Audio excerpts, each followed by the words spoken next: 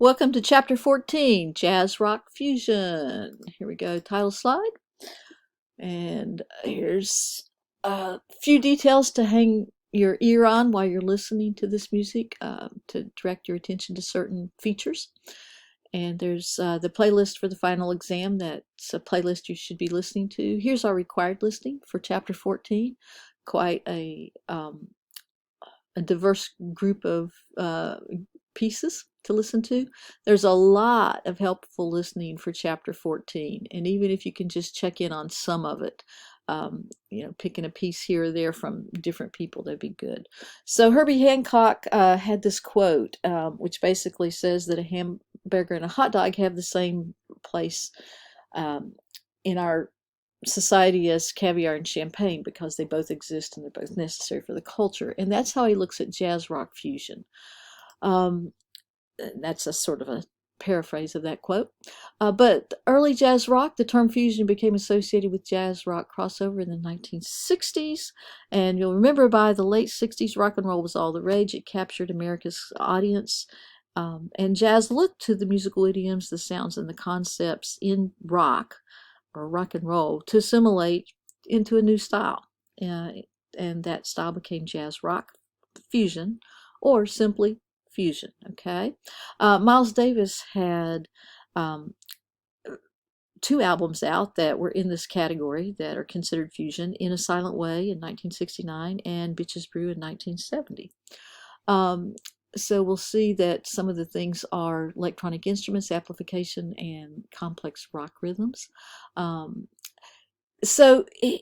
those albums that Miles Davis produced and played on, he launched the careers of some giants in the fusion movement: John Mclaughlin, Joe Zawinul, Herbie Hancock, Chick Corea, Wayne Shorter, Tony Williams, the drummer, and Lenny White. And some of these were known for groups that were fusion groups. Return to Forever, Chick Corea figured into that. Weather Report, which was Wayne Shorter and Joe Zawinul, and John Mclaughlin did the Mahavishnu Orchestra. Okay, so looking here ahead, what are some of the features of jazz rock groups? And in the beginning, they tilted the balance toward improvisation oral tradition, and they were capitalizing on rock's raw energy. They used straight eighth notes. They had the electronic effects, particularly with bass. Bass guitar had solo lines, and it was cranked up. It was very prominent in the music. The rhythmic backdrop had a lot of intensity, and the rhythm was very important. Lots of electronic sounds, amplification, and then the rhythm guitar had these chordal punctuations and a lot of prominence to that. So it kind of replaced the piano in that part. If there was a piano, there was oftentimes multiple keyboards and synthesizers. Jazz rock fusion bands had a dominant rhythm section, and it featured the drums, the electric guitars, the keyboards, synthesizers, special effects, and amplification. Okay, Don Ellis explains the drum changed from Bop's emphasis on the cymbals back to the drums being driven through the snare drum and the bass drum. And this was likely necessary to cut through the amplification of the electronic instruments, that the drums needed lots and lots of volumes to be heard and to drive. The drums used to continuous regular patterns with breaks. So this was a central feature of jazz rock fusion, and it's something to listen for, is that rhythm section. Okay, let's take just a second and look at Miles Davis' Bitches Brew. There were two albums that preceded this, but this is the one that broke the fusion world wide open. And we've already mentioned In a Silent Way, but Tony Williams, the drummer, also did one called Lifetime. They did not have the effect, even though on the audiences and the world, as these other two albums did, but they had the elements of fusion in them already. Bitches Brew stormed the jazz world. It had three percussionists, two bass players, rhythmic guitar, two keyboard players, trumpet, soprano sax, bass, clarinet. Rhythm plays a central role. Harmonies are modal and they're frozen. The home key eventually is established, but not through chord progression, and an open arena for improvisation occurs over static harmonies and rhythmic embellishment. The rock patterns are incorporated along with some hard bop textures, some free jazz. All of that is part of this this album. Okay, so we're going to listen to that, and that's a really important piece in this movement. Fusion from page 294. The three lead groups we've already mentioned, Return to Forever, Weather Report, and the Mahavishnu Orchestra. They showed tighter compositional approach, and that leans towards the European tradition. They did a wholesale buy-in to electronics, and they emphasized virtuosity. So they were all great players. They permeated the entire ensemble with that virtuosity, including the percussion and the rhythm. And that rock influence dominated with featuring that rhythm section. It was highly developed. There was a controversy that came about because of jazz fusion, or jazz rock fusion, and it centered around the reaction to commercializing jazz and denying jazz traditions. And this was because they incorporated rock rhythms, electronic instruments, and used that high volume. And nevertheless, there were these undeniable jazz elements: rhythmic complexity, improvisation, virtuosity, and individual expression, and the syncopated ensemble passages. Before we begin looking at individual players, here's a slide that highlights this. All right, moving right on, let's look at John Mclaughlin. He was a guitarist, and not only a guitarist, but a virtuoso on the guitar. He was a big influence on guitarists that have come since. He had a British rock band background, and he played a lot of different music. On the additional listening, there's a bunch of different things that to listen to kind of get a sense of him. His virtuosity and high energy was conveyed throughout his recordings, and on some of them, for example, Friday Night in San Francisco, you'll hear an Indian influence. He used the high volume and metallic tone color that's typical of rock. So he was a big influencer on the guitarists that came after him and on this movement, contributing to the sound of rock to jazz mainstream. Next person we're going to look at is Chick Corea, who was a well-schooled piano player, also a virtuoso in technique and in putting together an ensemble. He used angular themes, complex rhythms. He was commercially successful because his music was very accessible. He liked to have up-tempo jazz styles or complex rock styles, or he did a lot of commercial rock too. And one of the things we're going to listen to is Music Magic and Stretch It.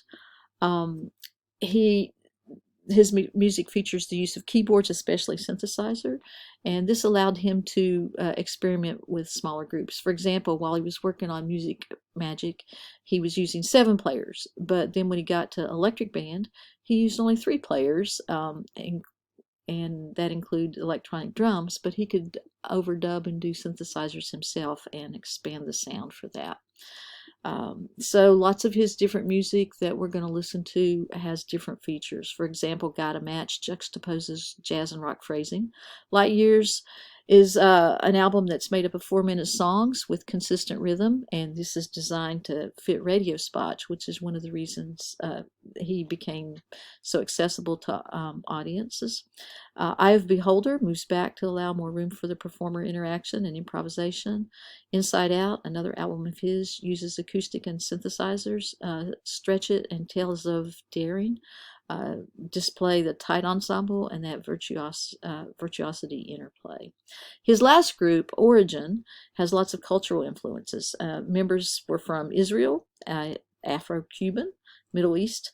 There was world influences: jazz, funk, R&B, and Celtic. This group did a lot of touring. They enjoyed creating live, spontaneous style music, and they spent a week at the Blue Note. And the next group we're going to look at was, again, 2 players right out of Miles Davis groups, Joe Zawinul and Wayne Shorter. Both worked with Miles on Bitches Brew. The 2 had a special chemistry, which resulted in a distinctive popular sound. Zawinul liked to write in the sound spectrum that sounds similar to Birth of the Cool. You'll remember that album from a couple chapters ago.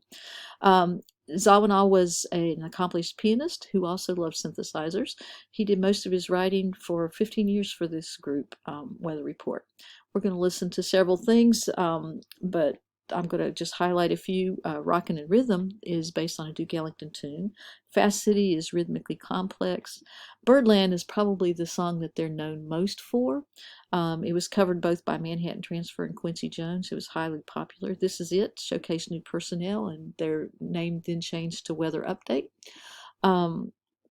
Dialects was more like a jazz rock tone poem, a solo album using 4 synthesizers and 4 drum machines, where each sound is a personality. Some of their music has exotic themes, like Great Empire has Japanese influence, and 6 a.m. and Walking on the Nile has Egyptian. Blackwater is typical of pre-fusion days, where Chick Corea writes for film and classical ensembles. He refused to be categorized and says he is, Chick Corea says he's his own category. Michael Brecker is a saxophonist. He was in a group called Dreams in the 1970s, and then also in a group called Steps Ahead that was led by a vibraphonist, Michael Mainieri. He had his own group in 1987, which was a high-energy jazz group with strong blues influence and with that backbeat funk. So one of the additional listings is Don't Try This at Home. Jazz gets a new popularity. You'll remember that it hadn't been particularly widespread popular with audiences since the swing era. And many listeners had no knowledge of earlier jazz. So it kind of created 2 schools. One was traditional jazz players like that was led by Wynton Marsalis, who does a lot of education for jazz. But then this fusion group was a new audience, and it was just completely ignorant of the jazz tradition. Okay, so we're going to look at some more people. Dave Sanborn, a saxophone player with strong blues and R&B influence. He doesn't think of himself as a jazz player, but he hosts both a radio show and a TV show that features jazz personalities. There's some listening to do with him. He improvises in a pop style, and on his saxophone he uses the very highest register, which is known as the altissimo register. And there's some listening with vocalist Al Jarreau there. He's a bridge between commercialized pop and traditional jazz. Great big guitarist. Pat Metheny. Yes, he's a guitarist that blends jazz, rock, and Latin influences. His 1978 album called The Pat Metheny Group gained a wide audience, and he had a jazz background. His 1987 album Still Life Talking won a Grammy, and his Letter from Home shows strong Brazilian influence with sophisticated rhythms. And his trio 99 to 200 is full of covers, things like Giant Steps, plus original blues and bossa novas. A couple other groups to highlight are Spiro Gira and Yellowjackets. Spiro Gira was led by a sax player, Jack Beckenstein. They play jazz, rock, and Latin fusion. They fall somewhere between Weather Report and pop, and there's some listening to do of them. Yellowjackets was formed in 1980 with 4 members, keyboard, bass, sax, and drums. Their music is complex, it's energetic, it's jazzy with pop appeal, it uses harmonic punches like big bands used to. And we're going to listen to Out of Town with our listening guide, and I've laid another track down there too for you to listen to. Characteristics are they have jazz rock feel, the meter has rock attributes, but there's a swing feel, particularly in smaller subdivisions, and that backbeat. These are typical trademarks of fusion groups. Okay, looking at Quincy Jones, back on the block. He was mostly a producer, and he put together an album that went from swing to rap to jazz fusion. It had Ella Fitzgerald, Sarah Vaughan, Take 6, Ice-T, Mel Mel, Dizzy, Miles, Herbie Hancock. So we're going to listen to his Birdland. Herbie Hancock, a keyboard player, formerly of the Miles Davis Quintet. He formed the group VSOP. His group was Ron Carter on the bass, Tony Williams on the drum, and Freddie Trubbert was the trumpet player. We're going to listen to Headhunters and Watermelon Man, really. He also did some breakdancing kind of music. And then going on, looking at a little bit at commercial jazz. Some musicians have sought to blur the lines between jazz and popular music, so point you to Miles Davis and Chuck Mangione and George Benson. The Latin fusion group was really incredible. There's plenty of listening there. And so we've had a revival in that. Watermelon Man falls in this category. Rock has always shared much in common with jazz, particularly its commitment to rhythm, Groups like Blood, Sweat, and Tears in Chicago were in this category, and then read about jam bands.